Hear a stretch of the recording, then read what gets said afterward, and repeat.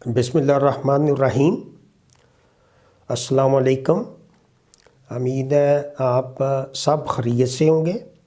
آج کل جو سردی کی شدت زیادہ ہے، سردی کی لہر سے جس طرح انسانوں میں پرابلم آ رہے ہیں، کھانسی، نزلہ، زکام، وہ سٹریس کی وجہ سے ہے۔ جو انرجی لیول کم ہوتا ہے، جو آپ جب شدید سردی ہوتی ہے تو آپ کا جو باڈی سسٹم ہے، ہماری جو خوراک ہے یا جانور کی خوراک ہے، وہ 3-4 جگہ استعمال ہوتی ہے، اور اس کے بعد جو خوراک کا انرجی بچتی ہے وہ اس کے دودھ اور گروتھ میں استعمال ہوتی ہے۔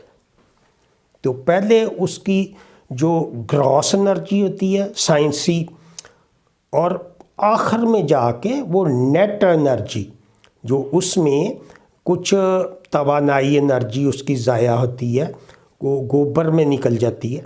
جو اب گوبر میں کافی جو خوراک کا حصہ ہے وہ خارج ہوتا ہے، اور اس طرح جو اس کے بعد میٹابولائز انرجی ہے، ڈائجسٹیبل انرجی ہے، اس میں ڈائجسٹ کرتا ہے ریومن، اس میں بھی توانائی درکار ہے۔ اور میٹابولزم جو اوجڑی کے اندر فرمنٹیشن ہوتی ہے، اس میں بھی توانائی درکار ہے۔ اور توانائی جو ہے اس کا سورس جو ہے وہ اجناس، اور اس کے علاوہ آئل، جو تیل ہے، جو انرجی کے لیے ہمیں جو چیزیں درکار ہیں، اس میں سی پی علیحدہ ہے، سی پی نائٹروجن ہے، لیکن جو انرجی لیول ہے وہ ہمیں اجناس اور بائی پاس فیٹ یا تیل، ان سے حاصل ہوتا ہے۔ جو بھی آپ فیڈ ڈال رہے ہیں، یا ہے یا سائلج یا سبز چارہ، تو اس کا اینڈ پروڈکٹ جو ہے وہ فرمنٹیشن ہوتی ہے، اور فرمنٹیشن میں پیشاب سے بھی اخراج، اس میں جب یہ پروسیس بنتا ہے، سارا سسٹم چلتا ہے، پورا انجن ہے، ہر جگہ جو انرجی چاہیے۔ اور اس کے علاوہ جو باڈی کا ٹمپریچر 102 جیسے جانور کا درجہ حرارت ہے، اس کو بھی مینٹین کرنے کے لیے، اگر باہر شدید سردی ہوگی، یا آپ صبح باڑے میں تو زیادہ جانور ہوتے ہیں، تو ان سے جو گیسیں نکلتی ہیں سانس سے، میتھین اور دوسری، اور اس وجہ سے وہ کمرہ گرم ہو جاتا ہے۔ لیکن جب آپ شام کو یا ٹھنڈی ہوا ہو تو اس میں جانور آتے ہیں، یا سارا دن ہوا چلتی ہے، تو اس سے اس کو ایکسٹرا انرجی چاہیے۔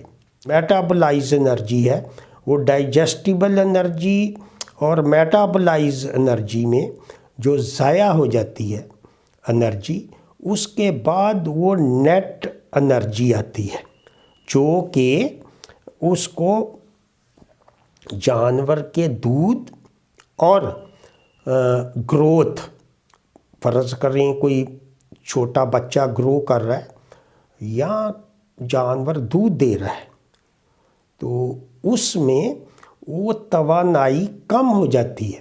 اس پہ میں علیحدہ بات کروں گا۔ آج صرف جو شدید سردی کے اثرات سے ایک عوامی فارمولہ آپ سے شیئر کروں گا، جس سے آپ کے جانوروں کو بہت سی جگہ پہ، جس جگہ ونڈا وغیرہ دستیاب نہیں، ہمارے جو ویسے تو 13 نمبر فیڈ انرجی زیادہ ہے، یا 7 نمبر، اس میں آپ تھوڑا سا زیادہ کرنا پڑتا ہے۔ شدید سردی میں جیسے لوگ آپ دیکھتے ہیں کہ چائے پیتے ہیں زیادہ، اس میں چینی ہوتی ہے بار بار چائے میں، اور انرجی لیول مینٹین کرتے ہیں، اور جو امیر لوگ ہیں ڈرائی فروٹ کھاتے ہیں، مچھلی کھاتے ہیں، تو یہ سارے انرجی کے سورس ہیں کہ آدمی سردی کے اثرات سے بچ سکے۔ اور سردی میں آپ دیکھیں آپ کو بھوک زیادہ لگے گی۔ تو اسی طرح جو ہمارے جانور ہیں ان کی انرجی کی جو ضروریات ہیں وہ زیادہ ہو جاتی ہیں سردی کو مقابلہ کرنے کے لیے۔ تو چھوٹے بچوں کو تو آپ جب ہوا وغیرہ چلتی ہے یا صبح یا شام وہ لنڈے کے سویٹر یا کوئی اس طرح کے کپڑے ملتے ہیں اس سے کور کریں۔ کچھ لوگ بوری وغیرہ بھی استعمال کر لیتے ہیں۔ لینے میں شدید سردی ابھی اس کے بعد 1.5-2 مہینے بعد موسم ٹھیک ہو جائے گا، تو اس میں آپ عارضی طور پہ بکریوں میں خاص کر اور ان کے بچوں میں اور چھوٹے نوزائیدہ بچوں میں، اور اس کے علاوہ جب جانور سٹریس میں آتے ہیں تو کئی جگہ ہماری آؤٹ بریک ہوئی ہے۔ اب منہ کھر کی بیماری بہاولپور اور 1-2 جگہ پہ جب مدافعتی نظام کمزور ہوتا ہے، سٹریس میں آتا ہے، جو گرمی اور سردی، یہ پاکستان میں جب شدت کا موسم ہے تو اس میں جانور اور انسان اور فصلیں ہر چیز جو سٹریس میں آ کے اس پہ نیگیٹو افیکٹ ہوتا ہے۔ تو اس کے لیے آپ جو انہوں نے منہ کھر کی ویکسین نہیں کروائی وہ ترکی اور رشیا کی دستیاب ہے اور مہنگی بھی نہیں، 4-5 ہزار روپے کی وہ میڈیکل سٹور سے ملتی ہے اور 1 cc لگتی ہے۔ وہ 10 جانوروں کی آپ خوراک اگر لیں گے تو آپ کو وہ 100-125 روپے میں ملے گی۔ تو اس کی ویکسین آپ کروائیں، وہ کہ ضروری ہے۔ تو جو پہلی دفعہ جانور کو آپ نے منہ کھر کا ٹیکہ لگانا ہے اس کو 15 سے 20 دن بعد دوبارہ ٹیکہ لگانا ہے، جس کو کہتے ہیں بوسٹر ڈوز۔ جیسے آپ دیکھتے ہیں کووڈ کی بوسٹر ڈوز لگی ہے، پولیو میں بوسٹر ڈوز ہوتی ہے۔ جو پہلی دفعہ جانور کو کوئی بھی ویکسین لگے تو اس کو آپ نے دوبارہ 1 ڈوز لگوانا ضروری ہوتا ہے۔ تو اس طرح وہ 1 سال کے لیے امیونٹی ہے، اور اگر اس سال میں دوبارہ کوئی آؤٹ بریک ہو آپ کے علاقے میں نزدیک میں تو وہ آپ دوبارہ اس کی ویکسین کروائیں۔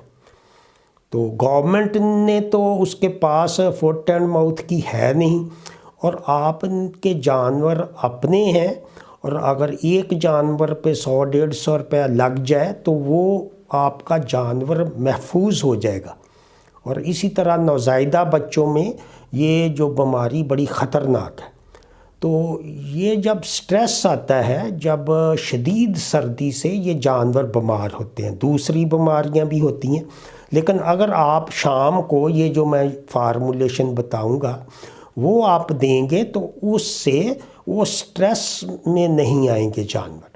تو جس جگہ آپ کو فیڈ وغیرہ نہیں ملتی تو فیڈ بھی جو جانور شدید سردی میں ہیں تو ان کو زیادہ آپ ڈالیں، 1 کلو تک فیڈ زیادہ ڈالیں گے تو اس کا دودھ بھی پورا ہوگا، اور اس میں فیٹ پرسنٹیج، بہت سارے ساتھی وہ کہتے ہیں کہ یہ دودھ کم ہو گیا ہے یا فیٹ پرسنٹیج کم ہوگی۔ تو اس کی وجہ ہے کہ پہلے جب موسم ٹھیک ہوتا ہے تو اس میں تو نارمل اس کو جو چل رہا ہوتا ہے، اب جب شدید سردی ہے تو اس کو انرجی کی زیادہ ضرورت ہے، اس لیے آپ اس کی خوراک پہ توجہ دیں۔ اور جس جگہ یہ اویلیبل نہیں، وہ یہاں بہت دور دراز لوگ ہیں، وہ خود اپنا ونڈا بنائیں۔ وہ بہت سادہ طریقہ ہے کہ اس میں آپ 1 کلو مکی ڈالیں، 1 کلو چوکر ڈالیں اور 1 پاؤ گڑ، اور اس کے ساتھ 100-200 گرام گھی ڈالیں یا تیل ڈالیں۔ وہ آپ جانور کو 2 سے 3 کلو یہ پورا جو بن جائے گا وہ دیں شام کو۔ جہاں شدید سردی ہے یا صبح کے وقت آپ آدھا دے سکتے ہیں، آدھا شام کو دیں۔ اسی طرح بکریوں میں بھی آپ استعمال کر سکتے ہیں۔ تو یہ 3-4 چیزیں ہیں جس سے وہ انرجی لیول جانور کا پورا رہے گا اور وہ سردی کی شدت یا اس کے دباؤ سٹریس سے بچ سکیں گے، اور ان کی گروتھ بھی بہتر ہوگی اور وہ بیمار بھی نہیں ہوں گے۔ تو اسی کے ساتھ اجازت چاہوں گا۔ خدا حافظ۔